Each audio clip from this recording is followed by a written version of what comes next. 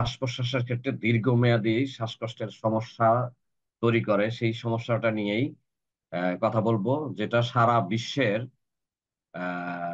Million million মানে লাখ লাখ কোটি কোটি মানুষ suffer করে। সেই ব্রিদিং ডিফিকাল্টি নিয়ে আজকে আমরা একটু আলোচনা করি।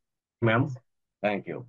এখন অ্যাজমার কথা যখন আসে তখন আপনারা জানবেন যে আহ, আমরা স্বাভাবিক মানুষ যারা আছি তারা ধীরে ধীরে ধীরে সুস্থে সহজে শ্বাস নেই। হ্যাঁ, আমরা প্রত্যেকেই নিঃশ্বাস নেই, কারণ আমরা নিঃশ্বাস ছাড়া বাঁচতে পারবো না। এখন কিন্তু যাদের অ্যাজমা রোগী আছে, অ্যাজমা রোগীদের দেখবেন তারা খুব দ্রুত শ্বাস নিচ্ছে, শো শো আওয়াজ করতেছে তাদের শ্বাসের মধ্যে, বুকের মধ্যে একটা জড়তা কাজ করে।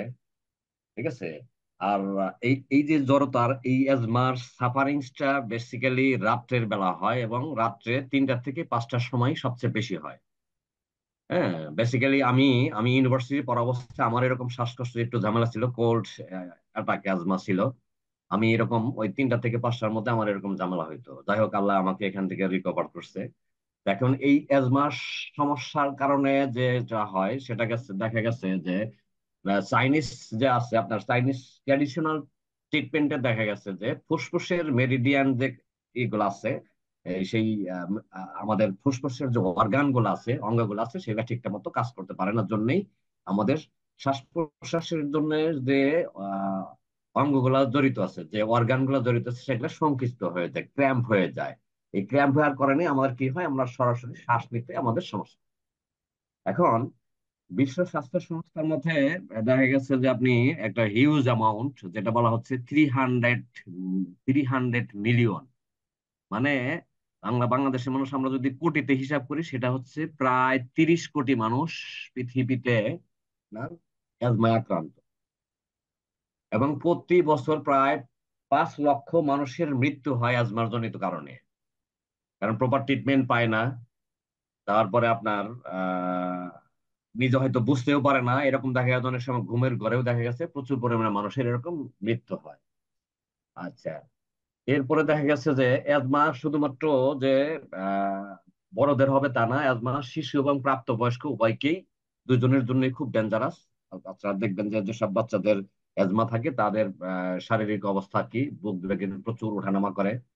এবং শিশুদের মধ্যে এই অ্যাজমার যে প্রবণতাটা আছে সেটা করে কি আপনার লম্বা সময় ধরে থাকে। হ্যাঁ, আপনারা হয়তো ফ্যামিলিতে যারা আছে তাদের কাছে আপনি জিজ্ঞাসা করে দেখবেন যে সব বাচ্চাগুলো বিশেষ করে সি সেকশনের মাধ্যমে হয়, সিজারিয়ান সেকশনের মাধ্যমে হয়, ওদের যদি অ্যাজমা কিংবা কোল্ড অ্যারাইজ করে, এটা 7 থেকে 8 বছর পর্যন্ত ডাক্তাররা বলে থাকে যে 8 বছর এখন আহ, এই অ্যাজমা যে শুধুমাত্র সাধারণ মানুষের হয় এরকম না, অনেক খ্যাতিমান মানুষদের এরকম দেখা গেছে যে আপনার অ্যাজমায় সাফার করার রেকর্ড আছে।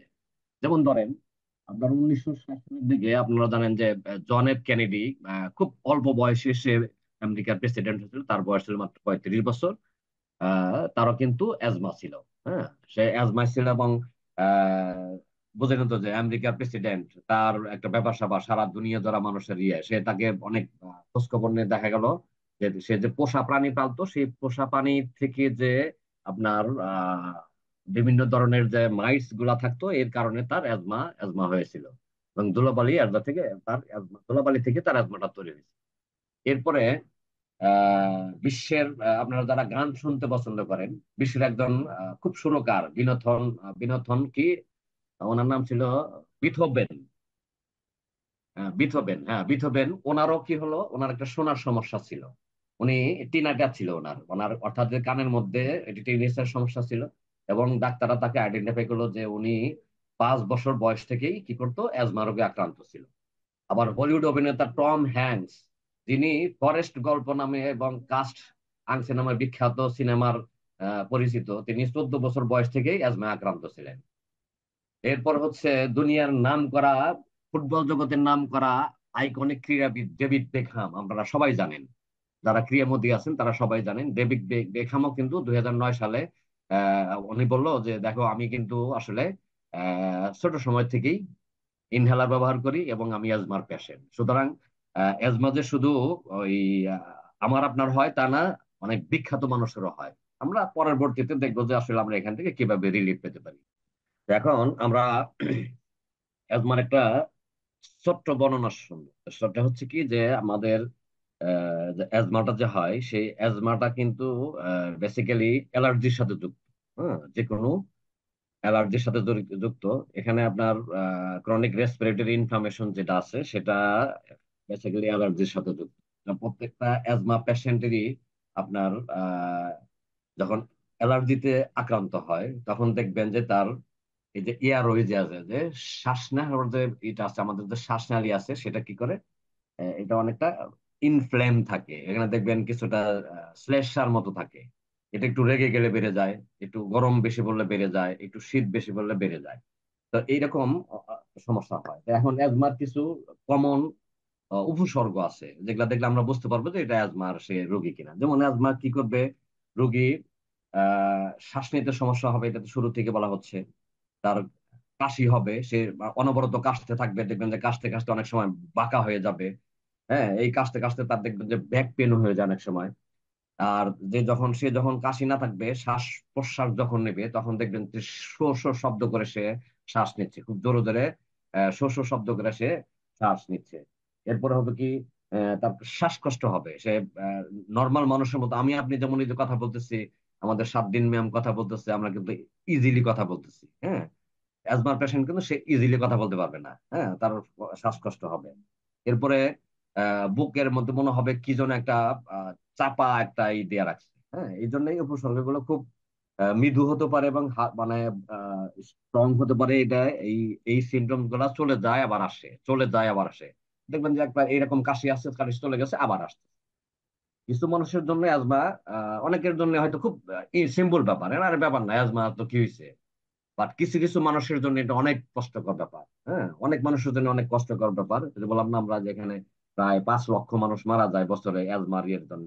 হ্যাঁ, বিশেষ করে এলডারলি মানুষ যারা আহ, অথবা অফিস গোয়িং মানুষ যারা একটু বাইরে এক্সপোজার হয়, এরকম মানুষের জন্য দৈনন্দিন কাজ করতে যে খুবই সমস্যা হয়। যদি ফ্যামিলিতে কারো থেকে থেকে আপনারা দেখবেন। তো এই এই নিরাময়যোগ্য রোগ, এটা আসলে নিরাময় করা সম্ভব, কন্ট্রোল রাখা সম্ভব। এটা যদি ট্রিটমেন্টের মানে না রাখা হয়, যদি কন্ট্রোলে না রাখা হয়, এটা আমাদের দৈনন্দিন কাজে মারাত্মক ভাবে বাজে একটা ইম্প্যাক্ট ফেলে। কেমন সিমটমস আসলে এক একজনের জন্য এক এক রকম। বড় মানুষের জন্য একরকম এক সিমটমস, যেমন এখানে বলা হচ্ছে বড়দের যদি হয় তাহলে চেস্ট পেন থাকবে। এরপরে হচ্ছে হলো আপনার বুকটা মনে হবে যে কে যেন চেপে ধরে রাখছে। হ্যাঁ, টাইটনেস অফ চেস্ট, মানে বুক অনেক ই মনে হবে, টাইট মনে হবে, ব্যথা মনে হবে। আবার কিছু আছে শো শো শব্দ হবে বাচ্চাদের, দেখবেন যে বিশেষ করে ছোট বাচ্চাদের। হ্যাঁ, এই 3 থেকে 4 মাস, 5 মাস, 6 মাসের বাচ্চা থেকে শুরু করে একটু বড় বাচ্চা 3-4 বছর পর্যন্ত বাচ্চাদের দেখবেন যে ওদের যদি আজমা থাকে ওরা হুইজিং শব্দ করে, শো শো শো শো শব্দ করে। হ্যাঁ, মুখ খোলা থাকে অনেক সময়, নাক যেহেতু অনেক সময় বন্ধ থাকে অ্যালার্জিক কন্ডিশনে। আবার কারো আছে যে খুব কাশি হয়। হ্যাঁ, কাশতে কাশতে দেখা যায় সে সারা রাত ঘুমাইতে পারে না। অ্যাজমার পেশেন্টের এটা কমন সমস্যা। ম্যাক্সিমাম অ্যাজমা পেশেন্টই দেখবেন যে ওরা ঘুমাইতে পারে না এবং ওদেরকে সিডেটিভ দেওয়া হয় যে ঘুমানোর জন্য, যাতে আরামে ঘুমাইতে পারে। আবার কাশি যদি বেশি শোষ শব্দ হয় অথবা ঠান্ডা, এই যে শোষ শব্দ অথবা শ্বাসকষ্ট যেটা, এটা হচ্ছে গরম এবং ঠান্ডার সাথে রিলেটেড। হ্যাঁ, গরম ঠান্ডার সাথে জড়িত। যখন ঠান্ডা লাগে তখন ফ্লু হয়, আবার যখন গরম বেশি হয় তখন ওটা কাশি হয়, এরকম একটা সিমটমস লেগে থাকে। এখন এই যে অ্যাজমার যে অবস্থা খারাপ হচ্ছে, এমন লক্ষণের মধ্যে আরো কিছু লক্ষণ আছে যে আসলে খারাপের দিকে যাচ্ছে। হ্যাঁ, বললাম যে সবার জন্য এরকম খারাপ না, বাট কিছু মানুষের জন্য খুবই খারাপ। উপসর্গের মধ্যে হচ্ছে যদি সে খুব ঘন ঘন ওই করে, ঘন ঘন শ্বাস নেওয়া লাগতেছে, যেটা তার জন্য খুব মানে চূড়ান্ত বিরক্তিকর হতে পারে এরকম একটা ক্ষেত্রে। আবার কিছু ক্ষেত্রে দেখা গেছে যে শ্বাস নিতে গেতে দেখা যায় যে তার ওই আহ ক্রমবর্ধমান অসুবিধা হচ্ছে কিনা আমরা এটা মেজার করতে পারি। হ্যাঁ, আপনারা রিসেন্টলি বাংলাদেশে দেখবেন যে কিছু ডাক্তার আছে, ওরা একটা ওই যে পিক মিটার ফ্লো মানে একটা জিনিস আছে, বাতাস ফু দিয়ে ই করে এটার, আপনার চেস্টের যে ই করে, আপনারা অনেকে দেখবেন বাংলাদেশে যারা আছে তারা দেখবেন এরকম হয় পিক ফ্লো মিটার। ওটা দিয়ে আপনার চেস্টের যে লেভেল আছে সেই লেভেলটা মেনটেন করা হয়। আর কিছু দ্রুত উপশমকারী ব্যবহারের মধ্যে প্রয়োজন আছে, সেটা হচ্ছে আমরা ইনহেলার নিতে পারি। ইনহেলার নিলে আমাদের শ্বাস কিছুটা হয়, কিছুটা স্টেরয়েড আছে যেগুলা দিয়ে আমরা এই অ্যাজমার যে সিমটমস গুলো আছে, মানে উপসর্গ গুলো আছে, কিছুটা নিয়ন্ত্রণ করতে পারি। আবার কিছু পেশেন্ট আছে দেখবেন যে অ্যাজমার কন্ডিশন এত খারাপ হয় যে ইনহেলার নেওয়ার পরেও তারপর দেখা যাচ্ছে তার এইটা স্বাভাবিক হয় না। সেক্ষেত্রে অবশ্যই পেশেন্টকে আপনার, বিশেষ করে যদি এলডারলি পেশেন্ট হয়, বয়স্ক পেশেন্ট অথবা বাচ্চা পেশেন্ট হয়, এদেরকে অবশ্যই হাসপাতালে ইমার্জেন্সিতে নিয়ে যাওয়া উচিত, নাহলে লাইফ থ্রেটেনিং কন্ডিশন তৈরি হতে পারে। তো এখন আমরা দেখবো যে আসলে অ্যাজমার আসলে কারণগুলা কি কি কি কারণে আসলে অ্যাজমাটা হয়। এই স্লাইডটা খুবই গুরুত্বপূর্ণ। আমরা যেহেতু প্রোডাক্ট রিলেটেড কাজ করি, প্রোডাক্ট নিয়ে কাজ করব। আপনি প্রোডাক্ট ডিজিজের যদি রুট কজটা জানা থাকে, মূল কারণটা যদি আমাদের জানা থাকে, তাহলে আমরা আমাদের প্রোডাক্টগুলোকে রিলেট করতে পারবো। যারা শুনতেছেন, আমাদের বাংলাদেশি পার্টিসিপেন্ট যারা আছেন, তাদের কাছে আমার করজোড়ে রিকোয়েস্ট, আপনি সাদ্দিন ম্যামের কথাটা শুনেছেন, এবার আমি যে কথাগুলা একটু করব সেটাও শুনেন। আপনারাও হয়তো বুঝতে পারতেছেন, বাট আমি আর একটু আপনাকে বোঝার জন্য একটু সহজ করে দিচ্ছি। এটা হচ্ছে আহ মানুষজন সাধারণত আহ, কেন অ্যাজমা আক্রান্ত হয় এটা আসলে সুস্পষ্ট না। কিছু মানুষ আছে আক্রান্ত হচ্ছে, কিছু মানুষ আক্রান্ত হয় না। আপনি একই জায়গা দিয়ে যাচ্ছি, একজন ওই পলিউশন ধুলাবালির কারণে সে দেখা যায় যে সে হাঁচি কাশিতে অবস্থা খারাপ হয়ে যাচ্ছে। আর আরেকজন আরেকজন দেখা গেল আরেকজন দেখা গেছে যে সে এমনিতেই ওখানে যাওয়ার সাথে সাথে তার অ্যাজমা হয়ে যাচ্ছে, আমার কিছুই হচ্ছে না। এরকম অনেক কমপ্লিকেশনস থাকে। তো এখন বিভিন্ন অ্যালার্জেন আছে, আপনি অ্যালার্জেন যেগুলো দেখবেন, অ্যালার্জেন গুলোর মধ্যে এখানে বলা হচ্ছে যে কিছু পলিউশন থাকে, এনভায়রনমেন্টাল পলিউশন থাকে। তারপরে বাতাসের মধ্যে বিভিন্ন ধরনের থাকে, অ্যালার্জেন থাকে। যখন সিজন চেঞ্জ হয় দেখবেন, এই সিজন চেঞ্জ বাতাসের মধ্যে প্রচুর পরিমাণে অ্যালার্জেন থাকে। যেমন কিছুদিন আগে বাংলাদেশে দেখবেন কি গেল, কাশফুলের একটা ইম্প্যাক্ট গেল। এরপর এখন বিভিন্ন রঙের ফুল ফুটতেছে, সেই ফুল ফুটতে অ্যালার্জেন আসে। পরাগায়নের কারণে যে বিভিন্ন রকমের ডাস্ট তৈরি হয়, এনভায়রনমেন্টাল ডাস্ট তৈরি হয়, সেটা ধূলিবালি। শীতের দিনে দেখবেন বাংলাদেশে এখন শীতের দিনে একটু স্বাভাবিক কারণেই আপনার অ্যাজমার পেশেন্ট বেড়ে যাবে। এরপর ফাঙ্গাস থাকতে পারে, কোনো একটা স্যাঁতসেঁতে পরিবেশে আপনি থাকেন, সেখান থেকে আপনার ফাঙ্গাসেরই হতে পারে। আপনি কেউ যদি ওই পোষা প্রাণী, কেউ কুকুর পালেন, কেউ বিড়াল পালেন, কেউ হাঁস পালেন, কেউ পাখি পালেন, এখান থেকে কিন্তু আপনার অ্যালার্জেন গুলা এই লোমের মাধ্যমে আপনার শরীরে অ্যালার্জেন ঢুকতে পারে। এখন আমাদের শ্বাসযন্ত্রের সংক্রমণ যেটা হয়, আমরা যে কাশি করি, সেটা হচ্ছে আসলে ইনফ্লামেটরি একটা ব্যাপার। সাধারণ হচ্ছে সর্দি, হ্যাঁ, নাক দিয়ে পানি চড়া, আমরা এটা বুঝি যে আমার এরকমই হচ্ছে। এরপর হচ্ছে শারীরিক কার্যকলাপের মধ্যে আমাদের কিছু ব্যাপার স্যাপার আছে যেটা আমার শরীর পারমিট করতেছে না, আমি ওভারই করতেছি, তার কারণে অ্যাজমার যে কিছু লক্ষণ আছে সে কারণ হতে পারে। প্রচন্ড ঠান্ডা বাতাসে, এই যে এখন উইন্টার সিজন বাংলাদেশে চলতেছে, এই উইন্টার সিজনে আপনি ঠান্ডা বাতাসের মধ্যে এক্সপোজার হচ্ছেন, বেশি বেশি ঠান্ডা বাতাসে যাচ্ছেন জন্য আপনার এই কারণে আপনার কি করতে হতে পারে, অ্যাজমা হতে পারে।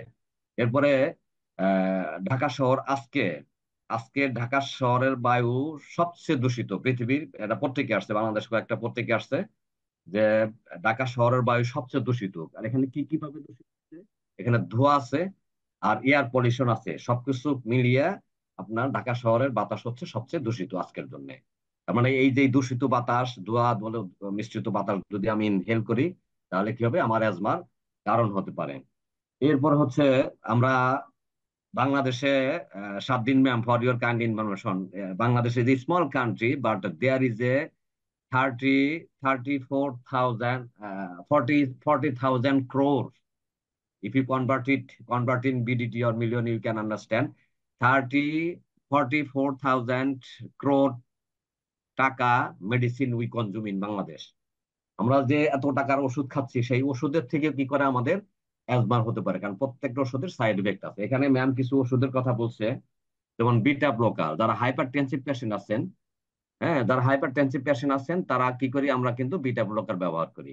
হ্যাঁ, এই যে বিটা ব্লকার ব্যবহার করি। এরপরে হচ্ছে আমাদের এনএসএইড ইউজ করি, কিছু প্রোডাক্ট, কিছু এনএসএইড আছে, নন স্টেরয়েড অ্যান্টি ইনফ্লামেটরি ড্রাগ আছে, যেমন আমরা বাংলাদেশে অনেকগুলো আছে। হ্যাঁ, যেমন আপনার ভলটালিন, হ্যাঁ, কেটোরোলাক, এই জাতীয় অনেকগুলো আছে, ডাইক্লোফেনাক সোডিয়াম, এই সব জিনিস আছে, এগুলা খাওয়ার পরে হয়। এরপরে কিছু ব্যথা হলে কি করি, আমরা খুব সেফ ড্রাগ মনে করে আইবুপ্রোফেন খাই। আইবুপ্রোফেন খাইলেও আমাদের অনেক রকমই হয়। তারপরে ন্যাপ্রোকজেন সোডিয়াম, এই যে ড্রাগ গুলা খাই, এই ড্রাগ গুলা খেলে কি হয় আমাদের, এর সাইড ইফেক্ট হিসাবে আমাদের যে ইয়ার হয়ে যাচ্ছে, সেখানে অনেক রকম কমপ্লিকেশন তৈরি করতে পারে।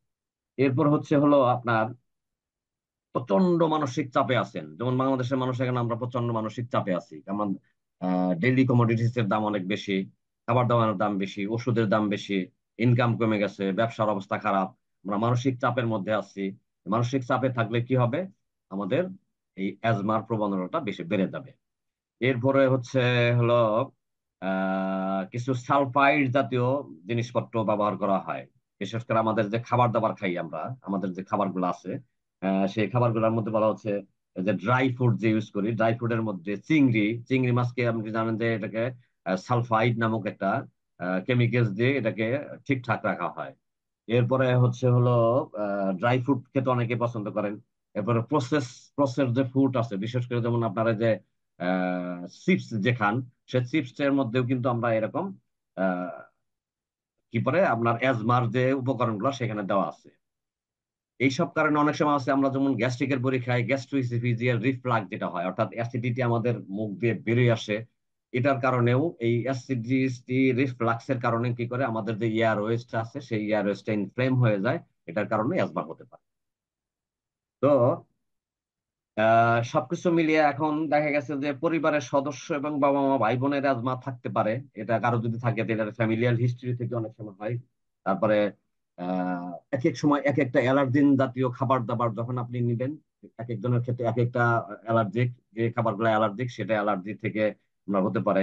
আবার কিছু কিছু থেকে দেখা গেছে যে আপনার ইচি আই, আপনার চোখ চুলকাচ্ছে কিছু খাবার খেয়ে, সেটা খাবার না খাওয়া ভালো।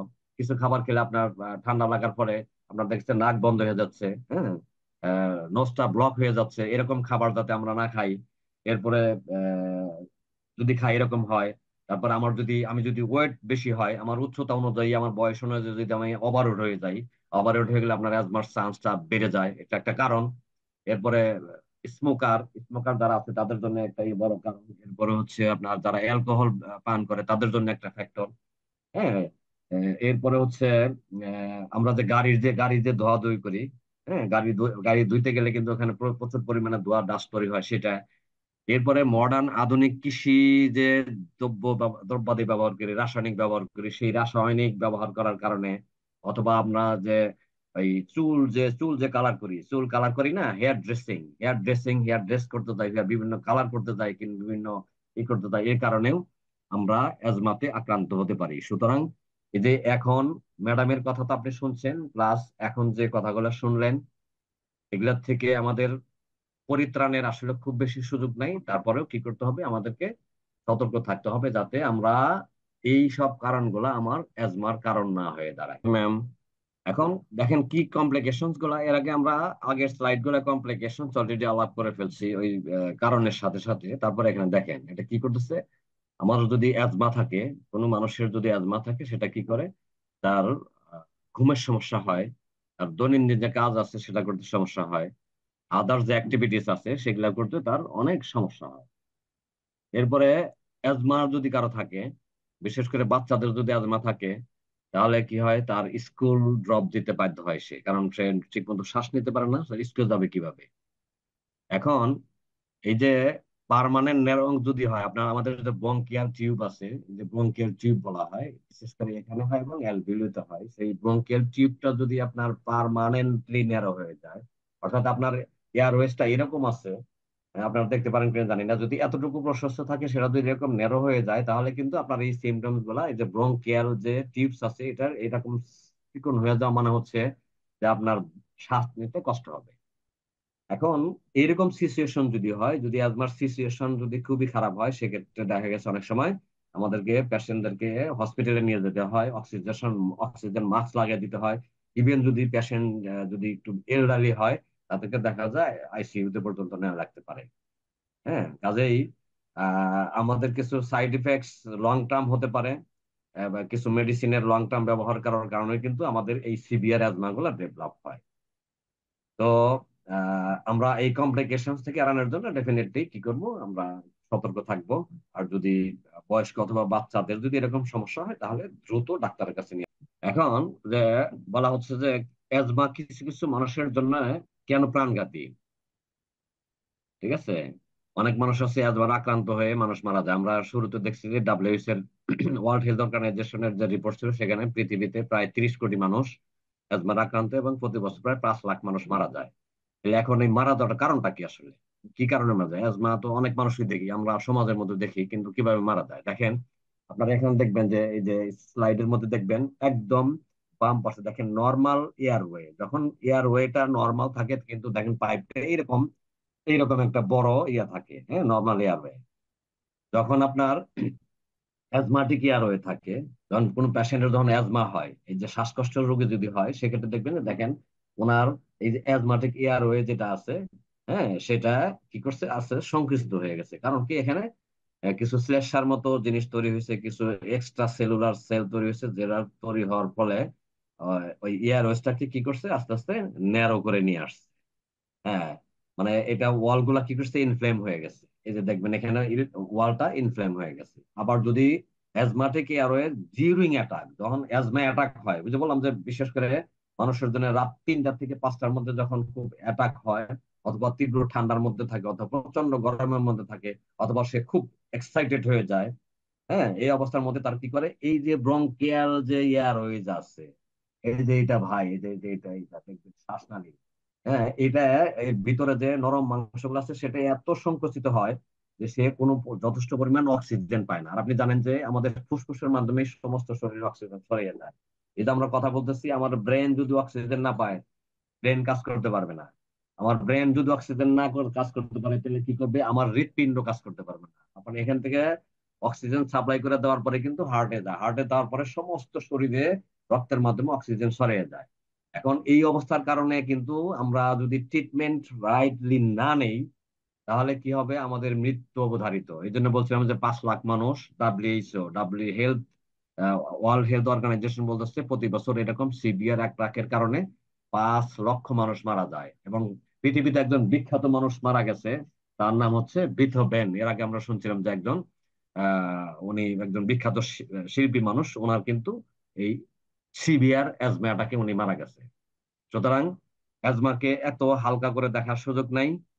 আমাদেরকে অ্যাজমার প্রতি ফোকাস রাখতে হবে, অ্যাজমা রোগীর প্রতি আমাদের যত্ন ভালোবাসা নিতে হবে। এখন আমরা কিভাবে অ্যাজমা প্রিভেন্ট করব? তো অ্যাজমা প্রিভেন্ট করার যেহেতু দেখছেন এখানে যে ইনহেলার ছবি দেখছেন, ডাক্তারের ছবি দেখতেছেন, এই দেখে আমরা অনেক কিছু বুঝে গেছি, তাই না, যে আমাদের কি কি করতে হবে। তো আমাদের যে ডাক্তার যে আমাদেরকে অ্যাজমার একটা অ্যাকশন প্ল্যান দিচ্ছে, সেই অ্যাকশন প্ল্যানটা মানতে হবে। আর কিছু ভ্যাকসিন আছে, বিশেষ করে আমরা বিভিন্ন ইনফ্লুয়েঞ্জা এবং নিউমোনিয়ার যে ভ্যাকসিন আছে, সেই ভ্যাকসিন গুলো নিতে পারি। কারণ নিউমোনিয়ার এখানে জড়িত, কারণ আপনারা জানেন যে নিউমোনিয়াটা কিন্তু হয় আমাদের ফুসফুসে হয়, লাঞ্চে হয়, ঠিক আছে।